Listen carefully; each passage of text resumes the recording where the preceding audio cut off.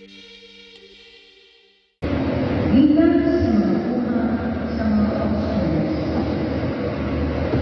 bantayin ninyo ang inyong pagkalimon, huwag tanang na magtuto na binugyan sa Espiritu Santo kayo.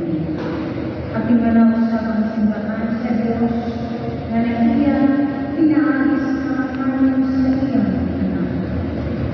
Nahibalo ako na inibiyak ko kaninyo ang haon mo sa mapitas na luho. Wala sinaysayuan sa panahon sa mga magpatutuloy. May ikilakuya ka mga tao diha sa inyong pundo na manunod baka ang pagdalisang na magtutuo sa pagsunod kanila. Busa pagbantay gayon kamo o hinundumi. Mauban sa mga luha, itambagan ko ang matato sa kanino sa adlaw at sa gabi, sulod sa tulog at tulog. Kung kakuligyan ko kamo sa kamot sa Diyos, o sa mensahe sa iyang relasyon, makalikon sila o makahakag kanino sa makapanalangin na kitagana alam sa tanan niyang katawan. Wala ako makikot sa salapi o ilawan o sa isa.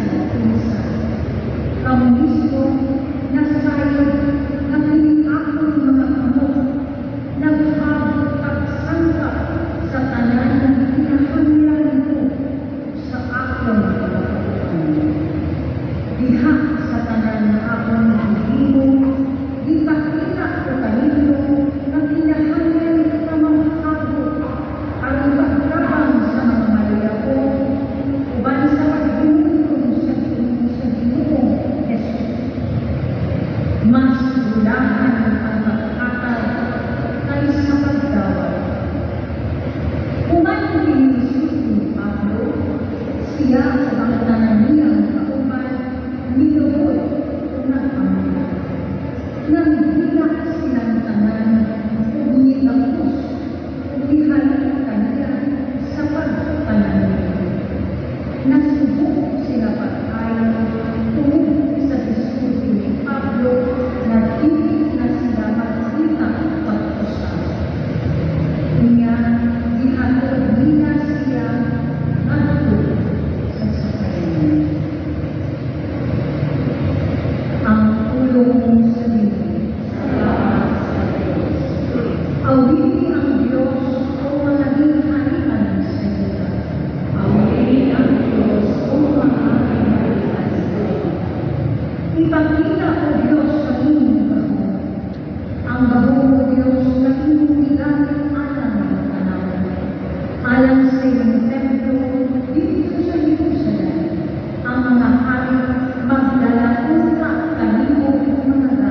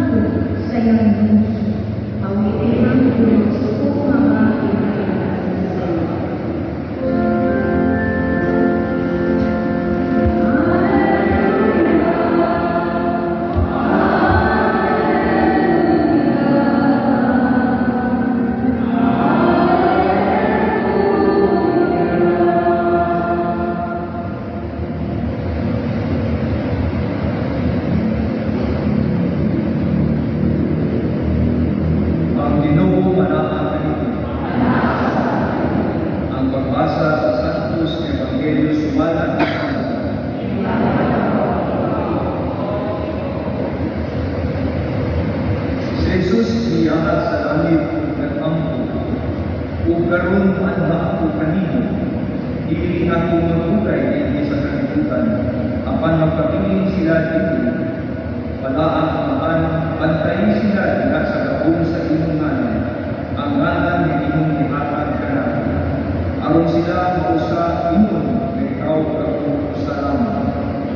Samtang ako uban pa kanila, ibantayan ko sila inaagi sa gabong sa imong ngalan, ang ngalan ni imong gihatag kanako.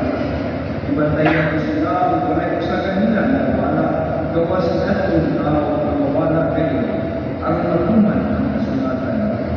Ug karon wala ako kanimo, ug isulti ko kining mga pulangan dinhi sa kalibutan, aron malipay sila pag-ayo uyod kanako.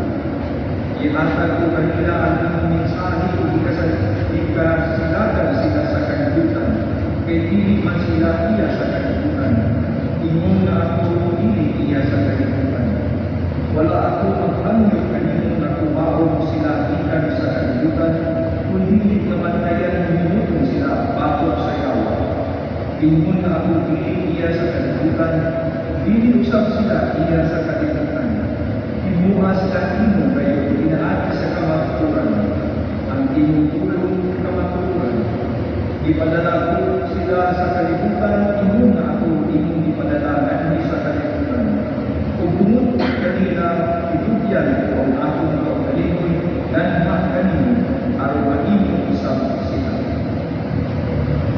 Ang Ebanghelyo sa Diyos.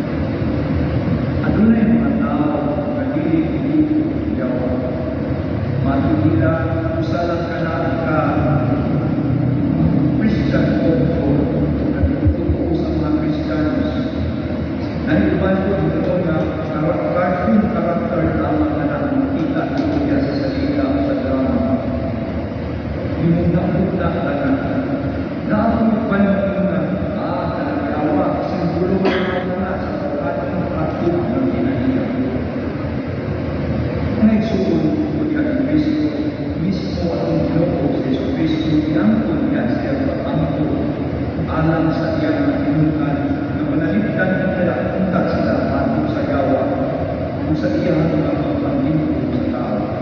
O kailangan ko na sa atong Ebanghelyo karon. Ang konteksto sa atong Ebanghelyo mao nga si Jesus ug ang iyang natinungan magkulang naman sa paninapon. Apan katong panikapuna mao nga katapusan paninapon ni Jesus. Kung sa dili madugay siya matupag na sa iyang kamatayon, wato siya sa alaman sa Gethsemane ang mundo. Pero samtang wala pa siya wato dito, iyan inako ang iyang paninungan kung siya nag-ampo para kanila. Siya ilang nagdala sa pagtutulong na talaka kung unsay na itabot kanila. Kagunya, iyaan na niya sila at kung siya nagpo sa iyang tayo sa dunya pa siya sa kalibutan, iyang ibalikamutan, iyang panalitan, iyang kalimutan, batok sa yawa, ang pagpintong ino. O inunay ino, kang mabutan, ipangayit na Jesus sa amahan niya sa iyang patampo ang pagkikan kami. Samtang di pa sinumalik ang ito sa amahan. Una, sama ka sa Jesus ang iyang amahan sa nagkayusap, usara, iya usap diangko, ini mga tinunan, iyaan ang pinasalampaan. Sila usap ang pagili ng mga kayusan sa nanan sa amahan. Ikalawa, sama na si Jesus, ipanalipdan niya ang iyang mga tinunan sa panahon na sila iban kanya. Iya usap diangko, nagpasalamit ng amahan na punta, at tagal sila sa gusto ng pagpanalito, batok sa yawa sa mga hinlan. Kung ikatulog sama na si Jesus ganhi sa kalibutan sa misyon na mainhan kita sa katawhan ang dako o nalapad o nalung sa Diyos sa tao na iyan ipakita niya sa pagbulas sa pagbulit. Iya o sa ipangayon niya sa mahal. Hindi ito hapon ang iyang katawhan ang susunod ni Jesus.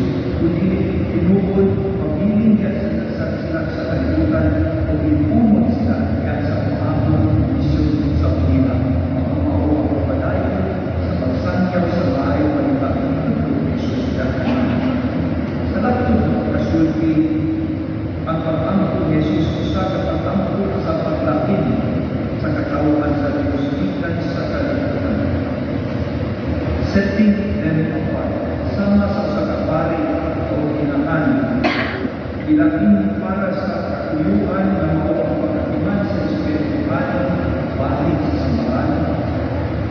Ang Kristiyano sa kita, ilain ni Kristo ikan sa kalibutan para sa pagdayon sa iyang misyon. Ipasabot sa Jesus niya sa ating Evangelyo karon nga ang iyang pulong nagdala ang mensahe ng magtuturan na nagkakatulad awan pinsa ni ay kita kung unsa kita na kita tumuod na kinabubikta din kalibutan pero dili kita kagakalibutan. Dili kita iya sa kalibutan. Supuhin ini sa pagpatingin sa yawa na ang tao iya sa kalibutan. Kung sa may akit sa aton sa ating Evangelyo, yung pag-ampot ni Jesus sa kanyang katawan, sa iyang kalibutan, ang pinakitalakan. Tulog ang pangangay ni Jesus, nag-iusahan sa iyang iman, panalus ng panalipod kanila, ikabatod sa yawa, sa mga patingin sa yawa, kung ikatulog na sila pangangay sa Jesus. Kanang tulog ang pangangay ni Jesus, natuman na naanan ang imanan, nag-iusahan, tanawa, isang asa ikang lugar sa kalibutan, sa lain-lain ang iwan, magkanaan ng mga Kristiyano sa kalibutan, at kung kita na ay sense of oneness sa ato patagay lugar, hindi mga kalibutan. Inasahin kita ng kalibutan values sa atong kalibutan. Ikalupa, ini panalito ato sa kalagang Espiritu. Nandun ka nato sa division ngayon tapang sa Santos, sa Santos ni Kael kami, sa mahal ng Virgen Maria, yan sa kanilang panabang, ang tutalong patayin at nasahin kita, tested and proven, na kanunay ng Santos ang tutalong panalitan sa Santos, pato sa kaptan.